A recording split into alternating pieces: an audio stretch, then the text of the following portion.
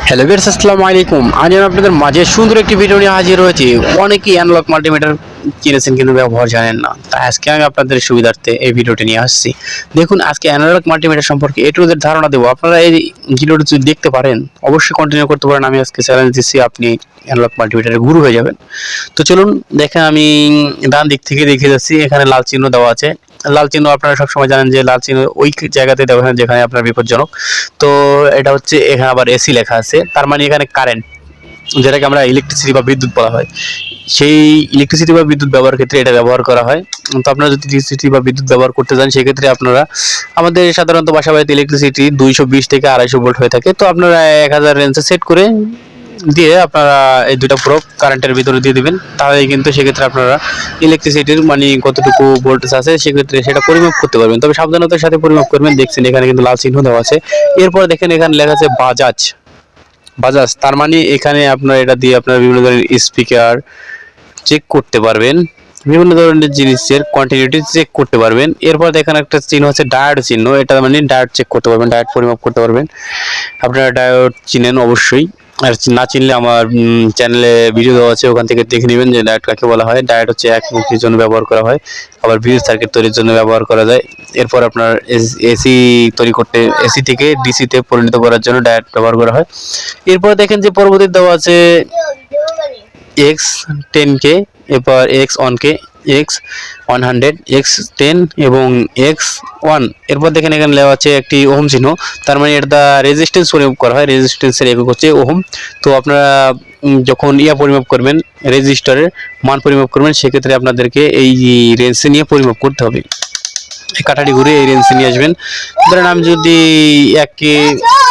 একের একটা যদি ক্যাপাসিটি রেজিস্টার পরিমাপ করতে চান, সেক্ষেত্রে কিন্তু আপনারা এখানে নিয়ে আসবেন। এখানে নিয়ে এসে রেজিস্টার দুই প্রান্তে দুইটা প্রব ধরবেন, সেক্ষেত্রে কিন্তু হয়ে যাবে। এরপর ধরেন যদি আপনি 10K একটা পরিমাপ করতে চান, অথবা যদি 2K পরিমাপ করতে চান, সেক্ষেত্রে আপনার 10K দিতে হবে। মানে যত হবে তার থেকে বেশি দিবেন। ধরেন আমি 10K একটি, না সরি, আমি ধরেন 1K একটি পরিমাপ করতে চাচ্ছি, রেজিস্ট্যান্স, সেক্ষেত্রে আমরা 10K দিলেও হবে বা 1K দিলেও মান আসবে। এরপর যদি আপনি চান যদি 100 ওহমসের একটি পরিমাপ করবেন, আপনার একটি রেজিস্টার, সেক্ষেত্রে আপনি 1K দিতে পারেন। মানে যত দিবেন তার থেকে একটু বেশি দেবেন, যত পরিমাপ করবেন তার চেয়ে বেশি রেঞ্জে দিয়ে আপনারা পরিমাপ করবেন। এরপরে দেখেন এখানে আছে ডিসি মিলি অ্যাম্পিয়ার। আসলে ডিসি মিলি অ্যাম্পিয়ার দিয়ে কি করা হয়? আসলে ডিসি মিলি অ্যাম্পিয়ার দিয়ে করা হচ্ছে কি, এই ডিসি মিলি অ্যাম্পিয়ারটা ওই ক্ষেত্রে ব্যবহার করা হয় যখন আপনারা মাইক্রোফ্যারাড পরিমাপ করবেন। দেখেন এই যে মাইক্রোফ্যারাড, ইউ এর মতো দেওয়া আছে, ইউ তারপর এর মতো দেওয়া আছে এ, মানে মাইক্রোফ্যারাডের ক্ষেত্রে আপনার মিলি অ্যাম্পিয়ার ব্যবহার করা হয়। তো আমি আপনাদেরকে একটি ক্যাপাসিটর থাকলে আমি আপনাদের দেখিয়ে দিতে পারতাম। এই দেখেন এখানে কি লাগছে, মাইক্রোফ্যারাড। মানে এই ক্যাপাসিটরগুলো পরিমাপ করার ক্ষেত্রে ওই জায়গায় দিয়ে আপনারা পরিমাপ করতে পারেন। এই যে দেখেন। এরপর দেখেন আপনারা পরবর্তীতে দেখেন লেখা আছে ডিসি ভোল্টেজ। দেখেন মিলি অ্যাম্পিয়ার কিন্তু এই প্রান্ত থেকে এই প্রান্ত শেষ। এরপর আছে ডিসি ভোল্টেজ। ডিসি ভোল্টেজ হচ্ছে এখান থেকে শুরু করে এই যে এই প্রান্ত পর্যন্ত, ঠিক আছে, এই প্রান্ত পর্যন্ত। তো এই ডিসি ভোল্টেজটা কোথায় ব্যবহার করা হয়, বা ডিসি ভোল্টেজটা কি? ডিসি ভোল্টেজ হচ্ছে দেখেন ব্যাটারি আছে না, ব্যাটারি পরিমাপ করার ক্ষেত্রে আপনারা ডিসি ভোল্টেজ পরিমাপ করার ক্ষেত্রে ওখান দিয়ে ওই রেঞ্জে দিয়ে পরিমাপ করবেন। যেরকম আমি আপনাদেরকে প্র্যাকটিক্যাল একটি দেখিয়ে দিই। ধরেন আমার এই ব্যাটারিটা আছে 1.5 এর। তো দেখেন 1.5 ভোল্টেজ। তো আমি এটা কি ভালো আছে কিনা সেক্ষেত্রে আমি পরিমাপ করে দেখাচ্ছি।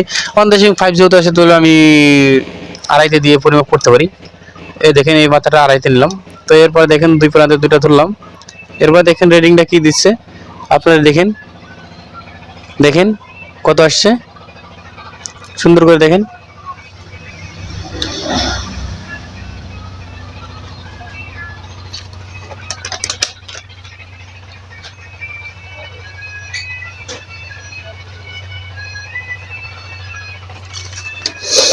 দেখেন আপনারা, এখন আমি ডিসি ভোল্টেজটা আপনার এই ব্যাটারিটা পরিমাপ করে দেখাবো। এই ব্যাটারি পরিমাপের ক্ষেত্রে ব্যাটারি হচ্ছে ডিসি ভোল্টেজ। তো আপনারা ডিসি ভোল্টেজ পরিমাপ করতে গেলে দেখেন এই রেঞ্জে দিবেন, এখানে দিবেন।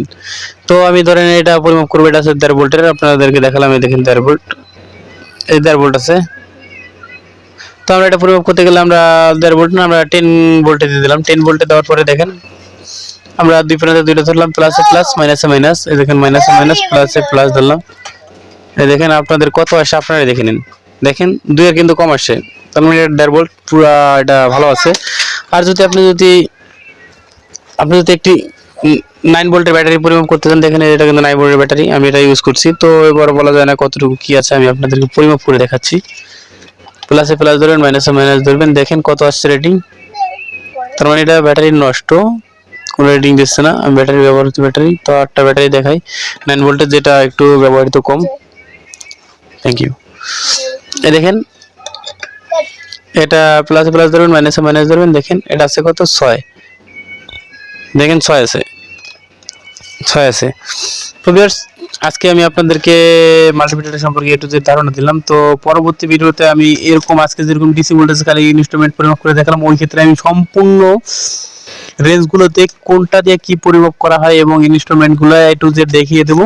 তো চলুন আমি আজকে এখানে ভিডিওটি শেষ করছি। পরবর্তী ভিডিওর জন্য আমার চ্যানেলটি সাবস্ক্রাইব করে সাথে থাকুন।